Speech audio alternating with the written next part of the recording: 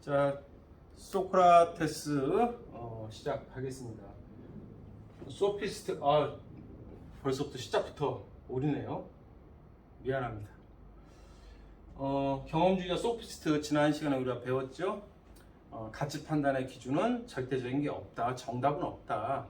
각자 개개인의 어떤 이익과 쾌락과 감각적 경험에 따라서 진리도 다양하다. 자, 소크라테스, 플라톤, 아리스토텔레스 이분들을 우리가 흔히 이성주의자라고 하는데요. 이분들은 모든 인간들은 이성을 갖추고 있기 때문에 우리가 이성으로 파악할 수 있는 분명한 모든 사람이 따라야 할 명확한 그런 정답과 절대적 진리가 있다. 근데 각각 제멋대로 각각의 가치를 추구하는 소피스트들은 무엇이 옳은지에 대한 지식이 부족해서 그렇다. 자, 소크라테스부터 시작하겠습니다.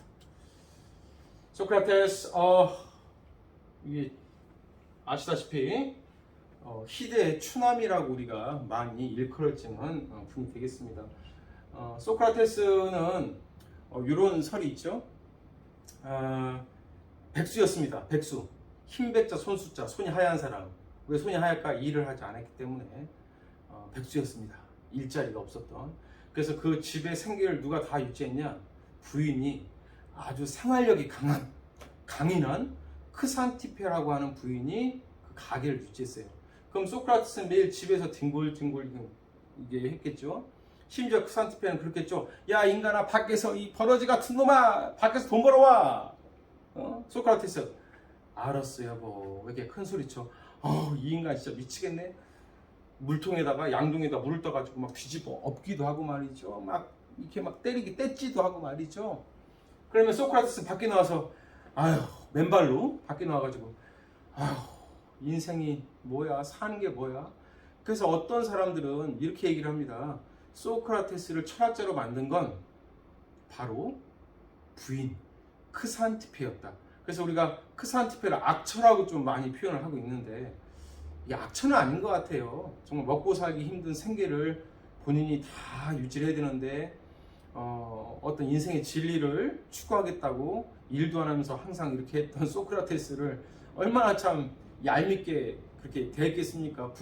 그 아내 입장에서는 정말 열받고 화나겠죠. 그래서 소크라테스는 사색을 즐겼던, 그리고 인간은 세속적 가치가 아니라 참된 정신적 가치를 추구해야 된다는 그런 철학을 주장하게 됩니다.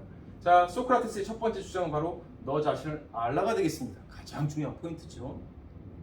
방금 전에 얘기했다시피 아내가 밖에 돈 벌어와 이 인간아. 인생은 뭘까? 그래가지고 그 신전에 가게 돼요. 그 신전에서 누워가지고 천장을 보니까 천장에 누가 낙서로 이렇게 새겨놓은 게 있는 거예요. 델포이 신전. 그 델포이 신전에 보니까 뭐라고 써있냐면 Know yourself. 영어로? 네. 너 자신을 알라. 여기 써있는 거예요. 소크라테스는 그 순간 큰 깨달음을 얻게 됩니다. 지난 시간에 배웠던 우리가 도노라고 해야 될까요? 마음으로 갑자기 큰 깨달음입니다. 너 자신을 알라. 저 말 속에 진리가 담겨있다. 너 자신을 알라. 자, 그러면 그 말이 소크라테스에게 어떤 의미로 다가왔고 왜 그 단어에서 큰 깨달음을 얻었는지 출발해 보도록 하겠습니다. 자, 돈과 지위, 명예 등 세속적 가치를 쫓는 그리스 사람들, 각각 자기들이 다 옳다고 막 양복 쫙 빼입고 말이죠. 저기 애플 아이폰 쫙 들고 벤츠 차 딱 타고 다니면서 세속적인 부와 명예의 지위를 누렸던 특히 소피스트와 그 당시의 정치인들. 자, 자기들이 다 옳다고 어리석은 인간들. 니들이 지금 그렇게 사는 건 바로 뭐냐면 당신들은 무엇이 옳은지 몰라서 지금 그렇게 쾌락을 추구하고 있는 거야. 당신들의 무지를 자각하라고. 진정으로 바람직한 삶은 정신적 가치를 추구하며 성찰하는 삶이야. 그래서 소크라테스는 그때부터 이 인간들 세속적 쾌락을 추구하고 각자 지가 옳다고 생각하는 사람들 하나하나 소크라테스가 찾아가기 시작합니다. 저기 잠깐만요. 저하고 잠깐 얘기 좀 해봐요. 뭐 예를 들어서 프로타고라스, 소피스트의 대표자 프로타고라스. 저기요 잠깐 저하고 얘기 좀 할까요? 당신이 그렇게 아주 똑똑하다면서요. 그리고 당신이 사람들에게 각각의 진리는 각각 사람마다 다르고 감각적 경험과 쾌락과 이익을 추구하라고 얘기를 한다면서요. 당신에게 한번 질문 한번 해보겠습니다. 넌 누구야? 저요? 소크라테스. 백수 소크라테스. 자, 제가 질문 한번 던질게요. 행복이란 뭐라고 생각합니까? 세속적 부와 명예, 쾌락을 추구하는 거라고 생각합니다. 그럼 부와 돈이 많고 사회적 지위와 명예가 높고 이게 그러면 행복과 정비례한다고 생각합니까? 저는 그 부분에 어느 정도 동의를 합니다. 그런데 말이죠. 왜 돈도 많고 명예도 높은 사람이 왜 불행할까요? 그렇다면 돈과 지위가 행복과 비례하지 않는 거 아닙니까? 뭐 그런 예외적인 상황도 있겠죠. 자, 그렇다면 행복이라는 게 외적인 조건에 달려 있을까요? 아니면 그 사람의 내적 조건에 달려 있을까요? 이런 식으로 소크라테스가 계속 질문하는 거예요. 뭐 1시간, 2시간 질문해요. 그러면 이 프로타고라스가 그거는 말이죠, 그건 말이죠, 그걸 말이죠 하다가 마지막에 그 질문에는 더 이상 제가 잘 모르겠네요. 그럼 소크라테스가 이 짧은 목을 쭉 빼면서 그거 봐라 이 멍청한 놈아, 너 자신을 알라? 하고 가는 거예요. 너 그래 잘났다며. 근데 왜 말 못해? 모른다고? 드디어 너의 무지를 자각했네. 내 역할은 그거야. 너 똑똑하다며? 아니야. 너 무지한 놈이야. 너 자신을 알라? 쉽게 표현한다면 네 자신이 얼마나 모르겠는지, 무식한지, 무지한지를 알라? 이러고 가는 거예요. 그럼 뒤에 나온 사람은 기분이 저 인간 뭐야? 이 무지를 고백한 다음에 얼마나 기분이 나쁘겠습니까? 막 이런 사람이 와가지고 너 자신을 알라 이 멍청한 놈아. 그리고 가는 거예요. 그 당시에 소크라테스와 대화를 나눴던 사람들은 결국에 마지막에는 자신의 무지를 고백할 수밖에 없는 겁니다. 너 자신을 알라 이 멍청한 놈아. 이번 또 정치인 뭐 찾아가가지고 예를 들어서 뭐 정치인 누가 뭐 문재인 대통령? 문재인 대통령님 정치가 뭐라고 생각합니까? 질문을 던져. 그럼 문재인 대통령 그건 잘 모르겠습니다. 그거 봐라 이 멍청한 놈아, 이 멍청한 대통령아. 너 자신을 알라? 무지를 자각하라고. 이렇게 합니다. 자, 이건희 돌아가셨네요. 이재용 우리 삼성 부회장님 저하고 얘기 좀 할까요? 그렇죠? 박근혜 대통령 나하고 잠깐 얘기 좀 할까요? 항상 이런 식의 대화를 통해서 상대방의 무지를 다 깨부수고 다닙니다. 너희들이 잘났다며? 웃기지 마. 너 자신 알라? 너 자신 알라? 너 자신 알라? 알라 꼬끼요. 알라 양기장입니까? 그렇죠? 치킨을 좋아했었나요? 아무튼 너 자신을 알라. 너 자신 알라의 핵심은 뭐다? 각각 사람들이 갖고 있는 무지를 자각시키는 거예요. 자, 소크라테스 아까 말씀드렸다시피 뭐 가오리다. 생긴 게 가오리 같다. 얼굴은 인간인데 몸이 인간일까요? 얼굴이 인간일까요? 아무튼 반인 반수의 형태다. 반은 인간인 것 같고 반은 짐승인 것 같다. 크고 둥근 얼굴에 벗겨진 이마, 개구리 눈처럼 툭 붉어져 있는 눈, 뭉툭해진 코, 두툼한 입술, 땅딸만한 키, 남산만한 배, 몹시 거친 피부, 오리처럼 두둥거리는 팔자걸음. 소크라테스. 그래서 약간 희화가 됐는지 모르겠지만 아마 이게 누구도 소크라테스의 실제 모습을 모르지 않겠습니까? 선생님 생각에는 너 자신 알라 하니까 기분 나쁜 그 정치인과 그 소피스트 같은 그런 사람들이 아마 헛된 기록을 써놨던 걸까요? 그 자식 기분 나빠 이렇게 못생겼다? 이렇게 해서 아무튼 시대의 추남으로 우리는 이렇게 전해져 내려오고 있습니다. 자, 이거 한번 잠깐 보도록 할까요? 소크라테스 이전에 한 몇십 년 전에 매춘녀가 있었어요. 매춘녀가 근데 그 많은 사람에게 부도덕한 행위를 했겠죠. 돈을 받고 부도덕한 행위를 했겠죠. 그래서 법원에 딱 쓰게 됩니다. 그래서 돈을 많이 벌었던 이 프레네라고 하는 이 여자가 최고의 변호사, 김앤장 지금으로 치면 최고의 변호사 돈으로 삽니다. 그리고 변호사가 와가지고 배심원단 앞에서 제 의뢰인은 죄가 없습니다. 왜 죄가 없느냐 막 설파합니다. 근데도 불구하고 사람들이 이 배심원단이 설득이 안 되는 거야. 그러자 이 히페리데스라고 하는 이 변호사가 프레네의 이 옷을 싹 벗겨버립니다.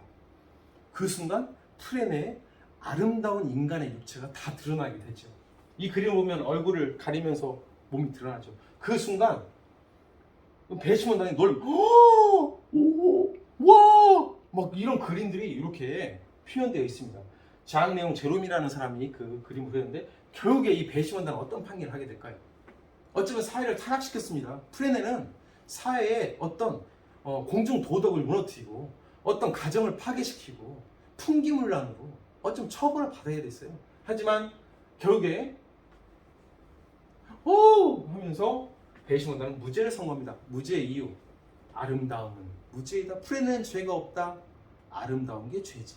이렇게 무죄를 선고합니다. 자, 그리고 그로부터 몇 년이 지난 후, 몇십 년이 지난 후 소크라테스 또한 법정에 서게 됩니다. 소크라테스의 죄는 너 자신을 알라? 너 자신을 알라? 너 자신을 알라? 이 무지한 놈들, 이 멍청한 놈들, 기분이 얼마나 상하겠습니까? 그래서 그 소피스트들, 그다음 밀레토스라든가 그런 정치에 유력한 사람들이 정말 뭐 자존심이 다 망가진 그 사람들이 소크라테스를 고발하게 됩니다. 그렇죠? 고소를 하게 되죠. 그리고 명목은 청소년들의 영혼을 타락시키고 이상한 신을 믿는다. 그리고 사람들을 현혹시킨다. 대화를 통해서. 그래서 합니다. 그리고 재판이 열리게 되죠. 600명의 배심원단 앞에 소크라테스가 딱 서게 됩니다. 그때 소크라테스는 뭐라고 했을까요? 나는 죄가 없다. 나는 죄가 없다. 그리고 너희들이 나에게 유죄를 선고한다면 정말 당신들은 잘못된 거다. 왜? 내가 만약에 그런 행동을 통해서 남들에게 잘못된 영향을 줬다면 나는 그 의도가 없이 몰라서 그랬던 거야. 그럼 너희들은 지금 나에게 형벌, 유죄를 선고해야 되는 게 아니라 나를 데려다가 소크라테스, 당신은 잘 몰라서 그런 행동했는데 그것은 이러이러한 피해를 줬으니까 잘못된 영향 결과가 나오니까 이제부터 그 잘못된 행동을 하지 마세요. 나를 가르쳐야지. 왜 내가 몰라서 한 행동 갖다가 왜 나에게 죄를 주려고 하느냐? 이렇게 막 말대꾸를 합니다. 말대꾸를 해요. 그죠? 그러자 이제 유죄를 선고합니다. 1차 재판에서. 유죄! 소크라테스 유죄! 싸가지 없는 놈. 죄를 지었으면 배심원단 앞에서 잘못했습니다. 그래가지고 어디서 또 여기 와가지고 또 그러고 있어. 2차 재판에서 이제는 유죄를 선고받았는데 어떤 형벌을 줘야 될까? 그때 또 소크라테스 그럽니다. 내가 만약에 너희들이 무죄를 선고해가지고 내가 밖으로 나가면 니들 당신들 하나하나를 다 찾아다니면서 똑같이 당신들과 대화를 할 거야. 그리고 당신들의 무지를 내가 다 깨우쳐 줄 거야. 이 멍청한 놈들아. 야, 소크라테스. 그 심지어 뭐라고 하냐면 내가 아버지인데 내가 무죄를 선고받기 위해서 내 자식이라든가 아내를 데려올 수도 있어. 이 법정에. 그리고 동정심을 유발할 수도 있겠지. 난 싫어. 왜? 나는 양심에 따른 행동을 했거든. 난 죄가 없어. 그러자 그 배심원단들이 진짜 저거 안 되겠네 해가지고 사형을 선고합니다. 자, 그리고 이 사형을 선고받은 소크라테스. 야, 소크라테스. 나는 죄가 없어. 내 양심에 따라서 한 거야. 근데 나를 처벌해? 달게 받겠어. 그죠? 나는 그 법. 그죠? 나는 따를 수 없어. 그리고 난 양심에 따라서 사형 선고를 받을 거야. 그리고 크리톤이라는 친구가 옵니다. 소중한 친구야. 자네를 잃을 수는 없어. 뇌물을 주고 탈출하자. 소크라테스 미나리 독즙을 간수가 주죠. 자, 사약입니다. 슬퍼하고 있습니다. 있죠? 예. 자, 슬퍼하고 있네요. 예. 그리고 어떤 누군가 흰머리 이 사람 고개를 숙이고 있죠? 소크라테스. 자, 플라톤이 되겠습니다. 이 벽에 기대가지고 막 슬퍼하고 있죠? 제자들입니다. 자, 소크라테스가 죽으려고 할 때 오른쪽에 있는 이 친구가 무릎에다 손을 올려놓고 친구야, 소중한 친구야, 자네를 잃을 수는 없어. 우리 간수한테 뇌물 주고 우리 도망가자. 그러자 소크라테스 그렇게 얘기합니다. 야, 우리는 단순히 사는 게 중요한 게 아니야. 목숨을 구하는 거, 사는 게 중요한 거 아니야. 잘 사는 것은 가장 가치 있는 것으로 여겨야 돼. 단순히 사는 게 중요한 게 아니라 잘 살아야 돼. 여기서 잘 산다는 건 바로 뭘까요? 인간답게 정신적 가치를 추구하면서 자기가 옳다는 양심과 신념에 따라서 그렇게 우리는 살아야 그게 잘 사는 삶이야. 오래 사는 거, 생명을 유지하는 거 중요하지 않아요. 그렇죠? 자, 이 친구가 탈옥하자는 걸 거부합니다. 자, 그리고 소크라테스는 이렇게 하죠. 야, 친구야, 네 가족 있잖아. 근데 가족 버리고 너 죽을 거야? 자식이나 목숨이나 또는 그 밖에 어떤 것도 진리와 양심보다 더 중요하진 않아. 난 죽음을 받아들일 거야. 그 대신 친구야, 크리톤 친구야, 마지막 소크라테스 유명한 말. 야, 내가 저기 닭 한 마리 빌렸는데 네가 대신 그 닭값이나 빌린 돈이나 좀 갚아줘. 그리고 쫙 하고 생을 마감하게 됩니다. 이 소크라테스의 마지막 최후 당당하죠. 그죠? 가족, 내 목숨 아니야. 중요한 건 진리야. 그 양심이야. 그리고 자신의 삶을 마감하게 됩니다. 아까 봤던 소크라테스의 재판, 프레네의 재판 참 재밌지요. 예. 선생님 왜 이 그림을 왜 가져왔을까? 이 사건을 못생겼던 소크라테스는 유죄 판결을 받았고요. 아름다웠던 프레네는 무죄 판결을 받았습니다. 진리를 사랑했던 소크라테스는, 양심에 따라서 살았던 소크라테스는요, 독약을 먹고 죽었죠. 목숨이 이제 끊어졌고, 아름다운 육체를 소유했던 프레네는 옷을 벗었습니다. 그리고 무죄를 선고받고 석방이 됩니다. 이 두 가지 어떤 모습이 참 우리 삶에 대해서 좀 많은 것들을 좀 생각하게 하지 않습니까? 진리를 추구하는 삶, 그게 아니라 유욕과 쾌락과 어떤 물질적인 욕망에 충실했던 삶. 진리를 사랑했던 사람은 사형을 당하고, 그렇죠? 아름다운 육체를 소유한 이 아가씨는 무죄를 선고받습니다. 한번 생각거리 좀 한번 던져보려고 일부러 선생님이 이렇게 구성을 해봤습니다. 자, 스티븐 잡스는 이렇게 하죠. 소크라테스와 점심을 할 수 있다면 애플의 모든 기술을 다 주겠다. 그리고 이 대화의 마지막은 뭘까요? 결국에는 Jobs! Jobs! Hey Jobs! Know yourself! 그죠? Stupid! 이 얘기로 끝날 텐데 그 얘기를 한번 듣고 싶다는 거예요. 그죠? 스티븐 잡스. 자, 이게 이제 그 우리가 로마에 가면은 바티칸 시티에 거기에 이제 그 뭡니까? 박물관, 바티칸 박물관이 있지 않습니까? 이 박물관 안에 시스티나 대성당이 있는데요. 이 대성당 바로 입구로, 바로 시스티나 대성당 바로 우측으로 계단 올라가기 전 바로 그 전실에 있어요. 네, 전실. 쌤도 2번 가서 이걸 보게 되는데요.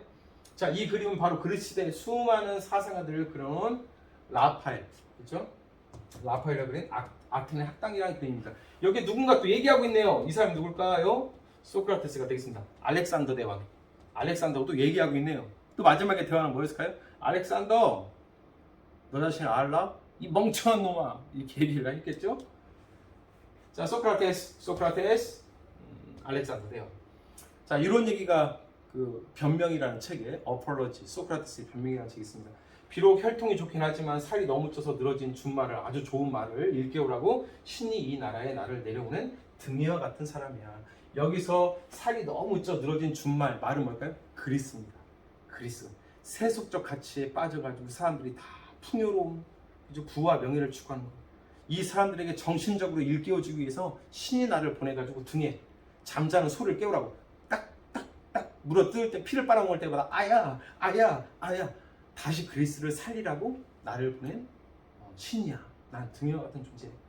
내가 여러분과 함께하는 한 언제 어디서나 나는 그 일을 할 것입니다. 등이와 같이 당신들의 피를 쪽쪽 빨 거야, 물을 거야. 무지를 깨워주기 위해서 잠들지 말라고, 세속적 가치에 그렇게 빠져들어 있지 말라고, 정신적 삶을 일깨우기 위해서 이렇게 하는 거죠.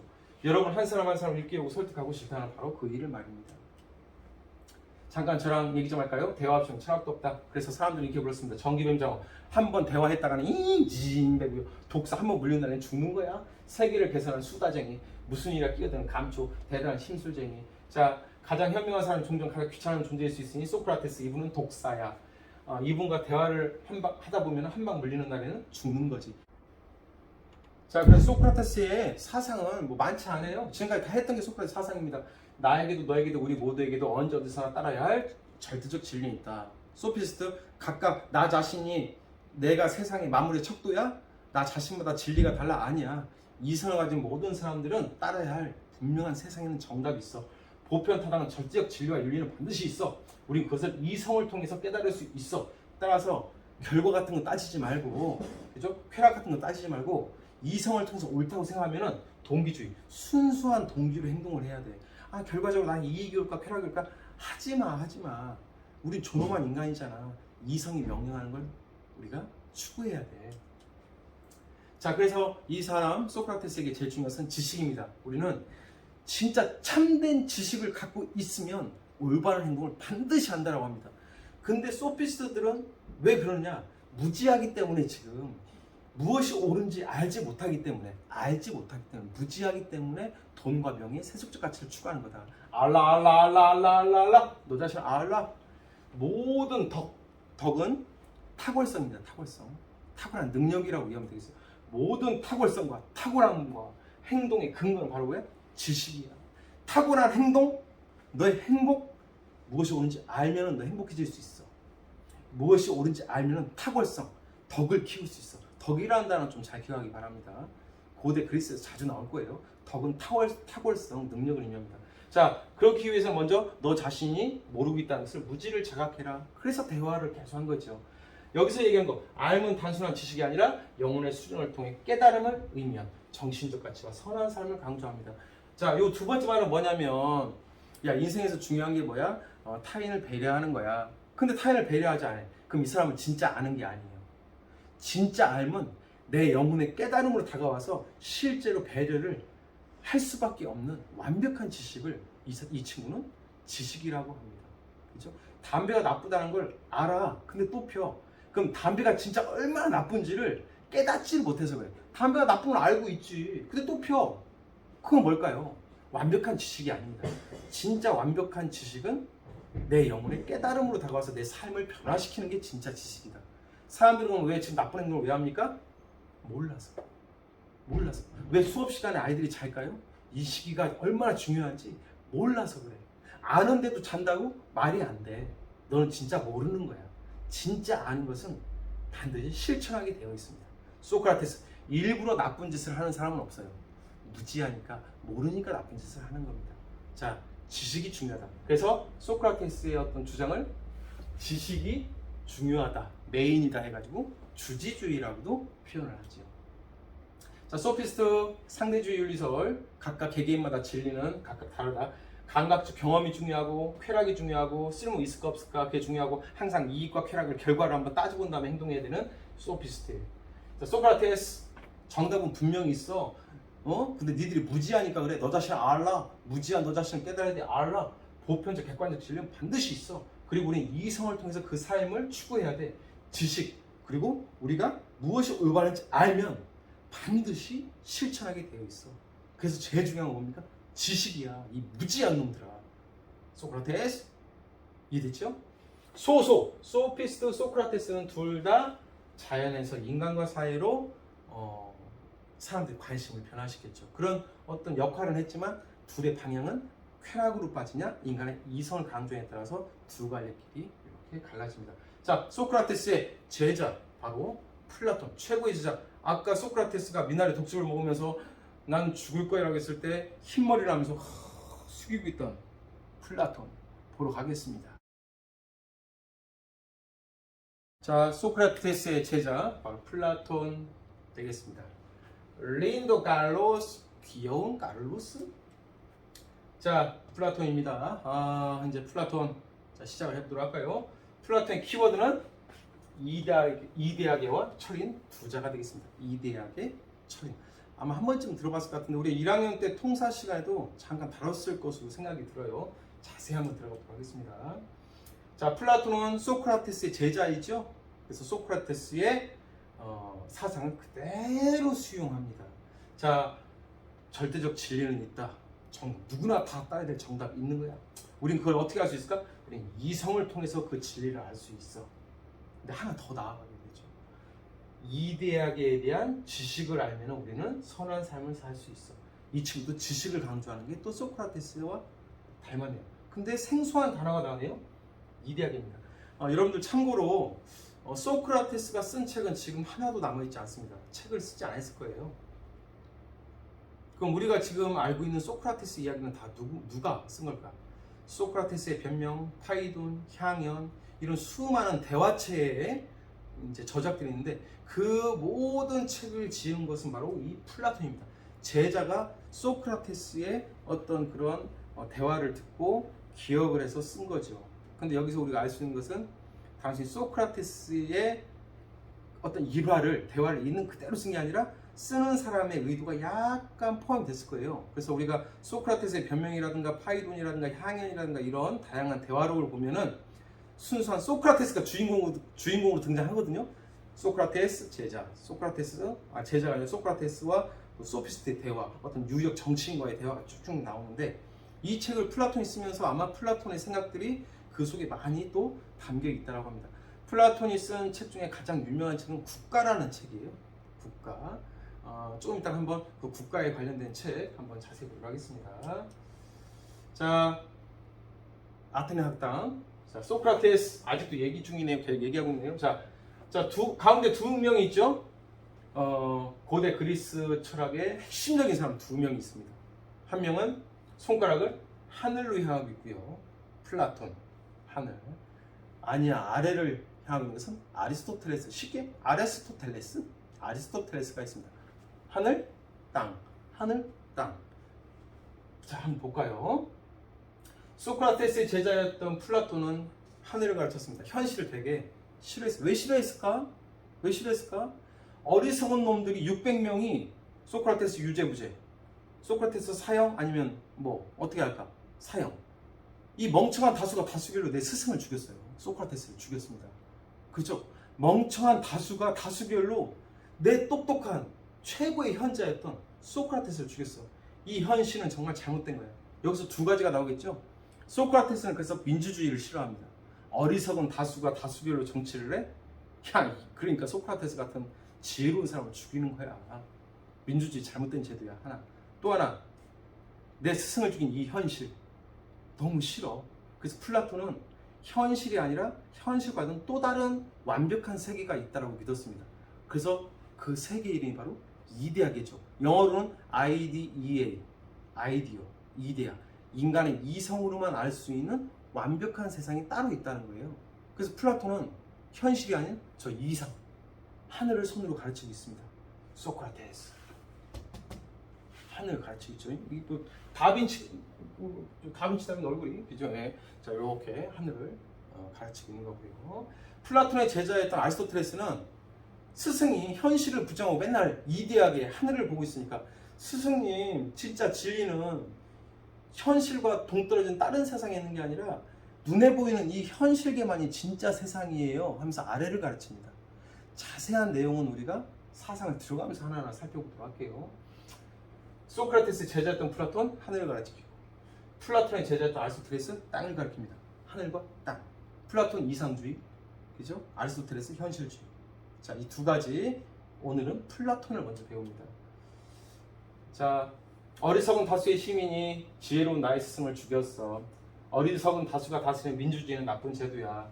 이런 현실은 정말 참된 세계가 아니라고. 아니야.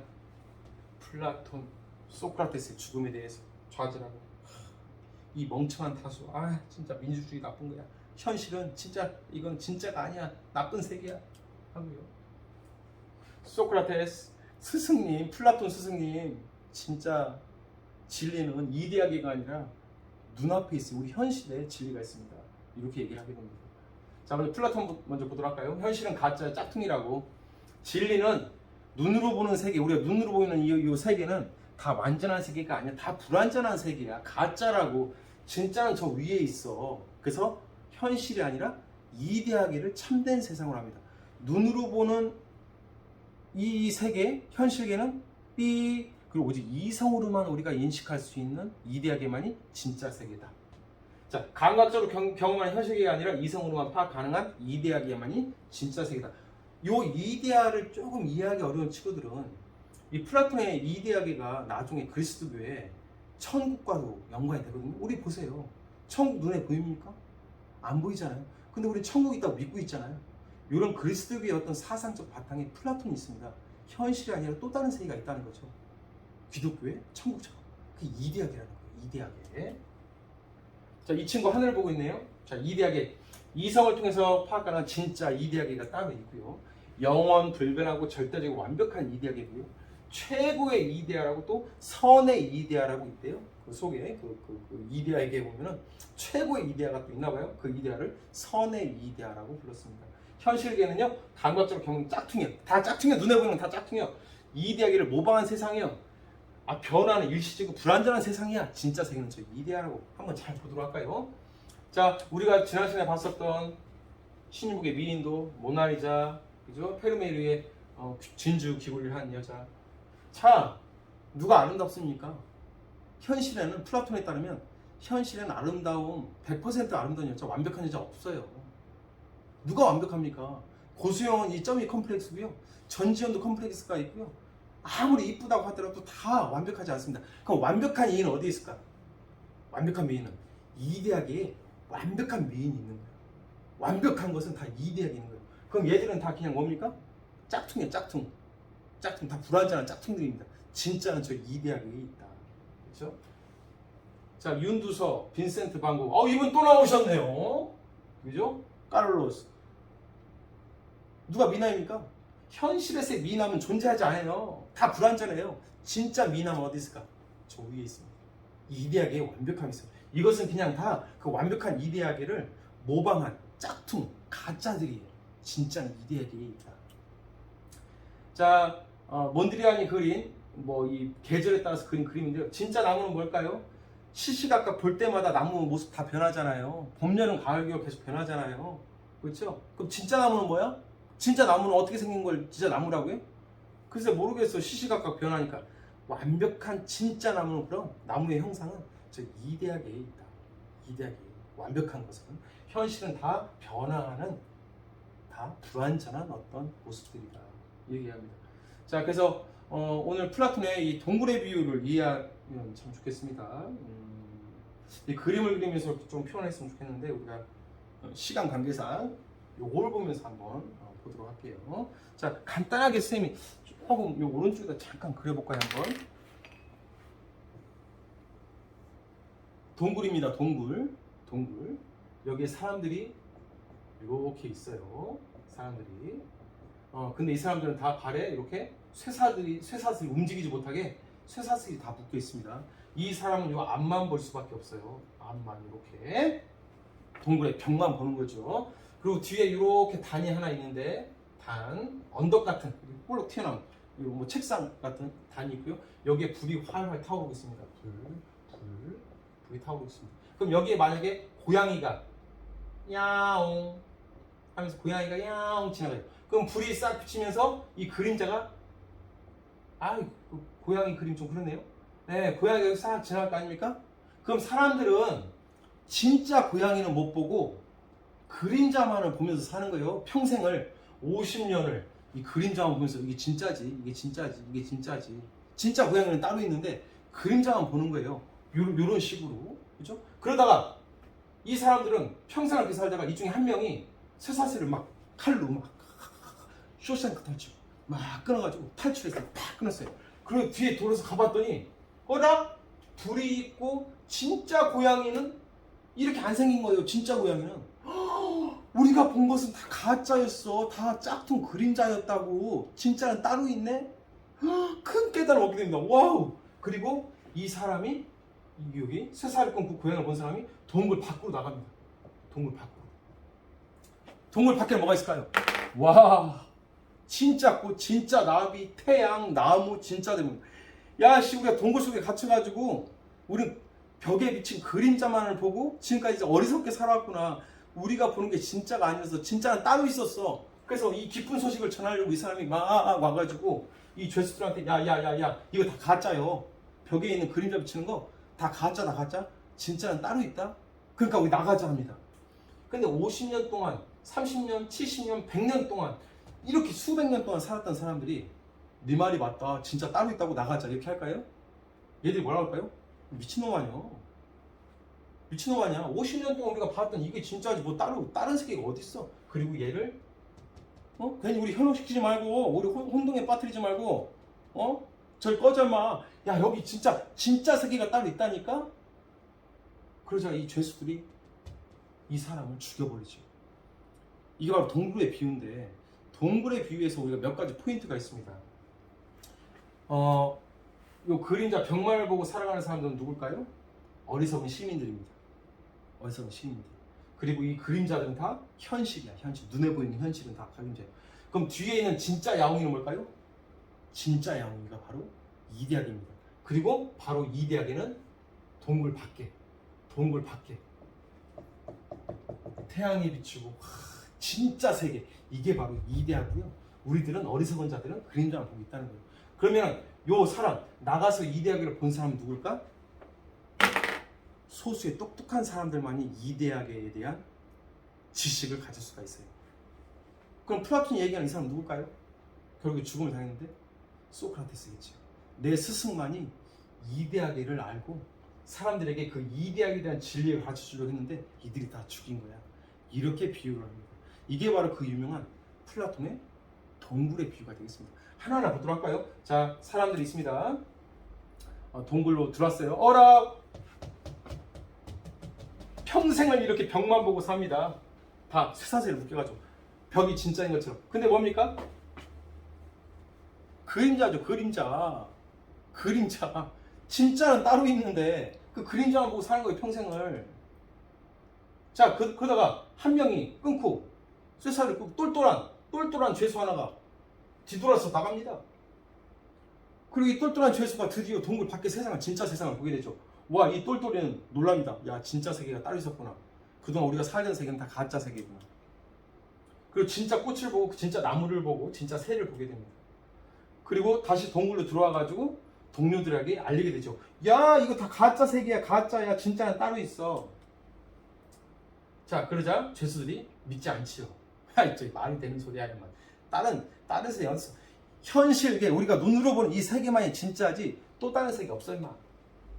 그리고 소크라테스를 죽이게 되죠. 그렇죠? 자, 여기서 우리가 알 수 있는 거 다시 한번 이 그림이 이렇게 나와 있네요. 자, 이런 형상이죠. 이런 형상. 현실계가 가짜라고? 플라톤. 인간의 영혼은 원래 이데아계에 있었어. 근데 우리가 태어나면서 이데아계라는 지식이 다 잃어버린 거야. 그래서 우리는 현실계가 진짜라고 그냥 멍청하게 믿고 사는 거지. 하지만 진짜 세계는 이데아라고 따로 있다. 우리의 영혼은 원래 거기 있었고 우리가 그 안에서 이데아계에서 살았는데 인간으로 태어나면서 이렇게 멍청해진 거야. 그럼 우리는 어떻게 살아야 돼? 우리가 감각이 아니라 이성을 통해서 이데아계에 대한 지식을 살아야 돼. 근데 이데아계에 대한 지혜를 온전히 갖춘 사람이 있을까? 몇몇은 정말 똑똑한 소수만큼은 이데아계에 대한 지식을 알고 있는 사람도 있어. 그 소수가 멍청한 다수 우리를 이끌어주는 게 바람직한 정치야. 여기서 그러면 바로 철인 정치가 이어지겠네요. 그럼 사회를 다스리는 소수의 철인들은 뭘 갖고 있는 사람? 이데아계에 대한 지식을 갖고 있는 사람. 아까 멍청하게 동굴 안에서 그림자를 보는 사람이 아니라 쇠사슬을 끊고 밖에 나가서 진짜 세계를 아는 사람. 이 소수가, 똑똑한 소수가 우리들을 이끄는 세상이 최고의 이상적인 국가야.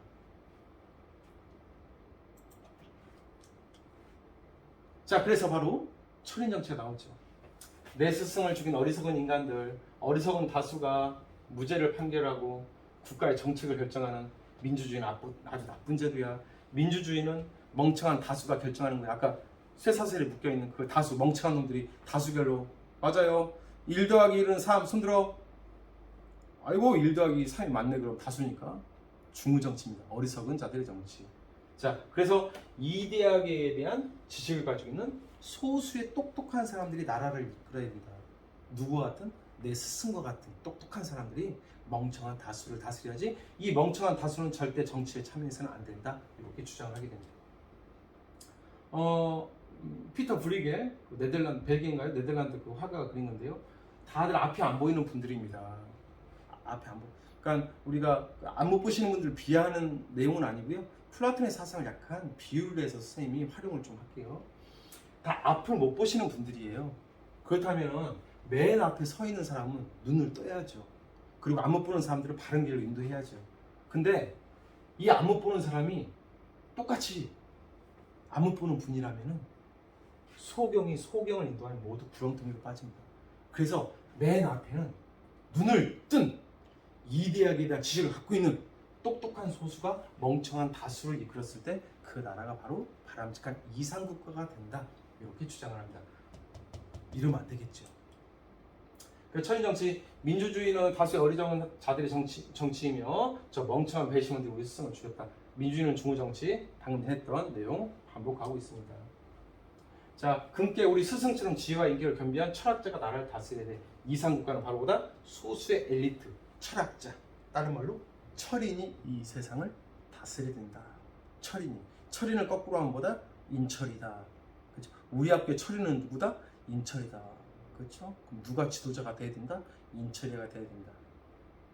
농담입니다. 우리 학교 교장 선생님께서 훨씬 더 훌륭하세요. 자, 그리고 나라는 세 계급이 각각 자기 능력에 맞게끔 역할을 하면 그 나라가 이상국가가 된다. 자, 여기서 이제 이상적인 플라톤이 생각한 이상국가론이 나오는데요. 바로 플라톤은요, 이렇게 조화가 딱 맞춰진 상황을 이상적인 상태로 봤습니다. 이상적인 뭐야? 조화로운 상태야. 조화로운 상태.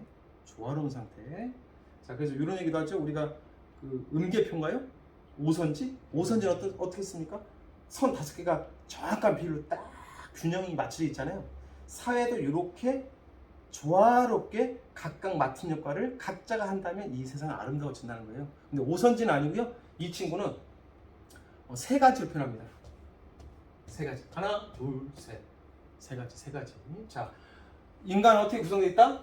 머리, 가슴, 배. 팔다리까지 포함해서 배. 머리, 가슴, 배. 머리에는 이성이 있지요. 가슴에는 기계. 기운이 있습니다. 기운. 배에는 온갖 욕망이 가득 차 있습니다. 자, 나라로 치면은 머리 역할을 하는 이성 역할을 하는 통치자가 있고요. 머리 역할을 하는 가슴, 그죠? 용기, 기운 이런 역할을 하는 방위자, 군인 계급이 있고요. 군인. 그 다음에 욕망이 가득 찬 사람도 있어요. 이 사람들은 통치자, 군인을 제외한 나머지 사람들, 자, 생산자들입니다. 그래서 통치자는 국가의 머리니까 머리에 지혜의 덕이 필요하고요. 수많은 지혜, 특히 이대학에 대한 지식을 가진 사람들이 통치를 해야 되고, 방위자, 국가를 지키는 사람들은 용기, 가슴에 용기가 꽉 찬 사람이 방위자 역할을 해야 되고요. 생산자들은 절제, 욕망을 절제를 해야 돼요. 절제. 그래서 플라톤은 인간의 몸도 3가지, 정신도 3가지, 그 다음에 국가도 3가지, 인간의 덕도 3가지. 머리, 가슴, 배, 통치자, 수호자, 생산자, 지혜, 용기, 절제. 이 3가지가 딱 김수현처럼 조화를 딱 이루면 그 사회는 정의로운 사회가 된다. 지혜, 용기, 절제. 지혜, 용기, 절제. 그러면 정의로운 인간. 통치자, 수호자, 생산자가 각각 역할을 하면 정의로운 국가. 이렇게 된다는 거예요. 그래서 이 사람은 3가지가 조화로운 상태를 한다. 특히 여기서 우리가 기억해야 될 것은요. 이 통치자고 군인, 방위자를 묶어서 나라를 다스리는 수호자들이라고 불렀습니다. 수호자들. 나라를 지키는 수호자들, 그리고 그 나머지는 열심히 일을 하고 절제하는 생산자들이 되겠습니다. 단 여기서 중요한 것은요. 이 절제라는 것은 특히 생산자들, 일반 노동자들이에요. 생산자들에게 필요하지만 통치자, 방위자에게도 절제는 필요하다. 그래서 절제는 어떻게 보면 생산자한테 필요한 덕이 아니라 모든 사람들이 갖춰야 될 덕이라고 플라톤은 얘기를 하죠. 자, 머리, 가슴, 배, 통치자, 수호자, 생산자, 지혜, 용기, 절제. 그러면 정의로운 국가, 정의로운 사람이 된다. 단 절제라는 것은 통치자, 수호자, 생산자, 통치자, 방위자, 생산자가 다 갖춰야 된다. 이렇게 이해하면 되겠습니다. 자, 그럼 선생님, 철이는 어떻게 선발합니까? 똑똑한 사람 어떻게 선발해요? 먼저 아이들을 똑같이 어렸을 때부터 공동 양육합니다. 같이 교육. 20살까지 똑같이 의무교육 똑같이 교육. 그때 똑똑한 소수가 보이잖아요. 똑똑한 놈. 똑똑하지 않은 애들은 다 20살에 생산자로 다 내려버립니다. 생산자 다 내려버려. 그 소수를 뽑아서 20살 때 교육을 시킵니다. 그리고 교육을 시켰는데 그 중에 특히 또 20살 이후에 똑똑한 사람들이 교육시켰더니 그 중에 탁월한 사람이 보일 거 아니에요. 소수의 지혜와 인기가 겸비한 그 사람들은 통치자 계급, 철인으로 올리고 나머지 사람들은 이제 군인 역할을 하는 거죠. 그 20살 때 첫 번째 생산자 계급과 수호자 계급 2개를 딱 구분을 하고 그 수호자들 중에 또 교육을 시켜서 소수를 철인으로 또 뽑아서 통치자 역할을 시킨다. 20살 때 이렇게 이해하면 되겠습니다. 특히 20살 때 생산자하고 수호자, 그죠? 예, 군인이 될지 철인이 될지는 이제 모르겠지만 그 통치자와 방위자 요 계급들은 사유재산을 가질 수가 없다. 왜? 나라를 다스리는 수호자들은 자기 사리사욕을 취하다거나 공정성을 해칠 수가 있기 때문에 자신의 재산을 가질 수가 없습니다. 그래야 공정하고 공평무사한 수호자들이 될 수 있으니까 사유재산을 금지한다. 이게 바로 이제 현대사회 오면 공산주의 어느 정도 기원이 될 수 있겠죠. 그죠? 요거는 공부할 필요 없습니다. 이렇게 이해를 하면 될 것 같아요. 여기서 20살 때 생산계급, 수호자계급을 나눈다 할 때 수호자계급은 통치자, 방위자를 포함하는 거예요. 자, 통치자, 방위자 계급 중 수호자들 중에 나이가 많고 지연계 역할을 하는 사람들을 통치자로 또 올려서 머리 역할을 시키는 거고, 머리 역할을. 자, 여기까지가 이제 플라톤 내용이네요. 자, 플라톤의 핵심 사상은 두 가지죠. 하나는 현실계를 부정하고 진짜 이데아계라는 거 하나, 그죠? 네. 그리고 이데아계에 대한 지식을 갖고 있는 소수의 똑똑한 사람들이 나라를 다스려야 하는데 우리는 그들을 철인이라고 부른다. 통치자 계급 철인이라고 부른다. 중요한 포인트는 인철이라는 사실. 그리고 조화로운 상태, 세 가지가 조화로운 상태가 가장 이상적인 상태다. 사람의 몸은 머리, 가슴, 배, 이성, 기계, 욕망, 그죠? 지혜, 용기, 절제가 필요합니다. 지혜가 필요하고 머리에는, 가슴에 용기가 필요하고 배에는 절제가 필요해요. 국가로 가면은 이 머리 역할을 하는 것은 통치자, 수호자, 생산자, 각각 자기 계급에 맞는 역할하고요. 역할은 절대 바뀌지 않습니다. 한번 결정되면 끝까지 쭉 가는 거예요. 이해되겠죠? 네. 자, 플라톤 여기까지 수업을 하도록 하겠습니다. 플라톤이 좀 어렵게 느껴질지 모르겠지만 그 동굴의 비유를 좀 비유로 한다면 잘 좀 이해가 될 것 같고요. 기회가 되는 친구들은 플라톤의 국가라는 책을 꼭 일독을 한번 하기를 권합니다. 상당히 괜찮은 책이고요. 그렇게 어렵지 않은 책이니까 좋은 것 같아요. 자, 플라톤 여기까지 하고요. 마지막 아리스토텔레스는 우리가 다음 주 수행평가 후에 여러분들 등교한 다음에 마지막 타자인 아리스토텔레스를 수업하도록 하겠습니다. 여러분들 오늘 고대 그리스로의 여행 괜찮았죠?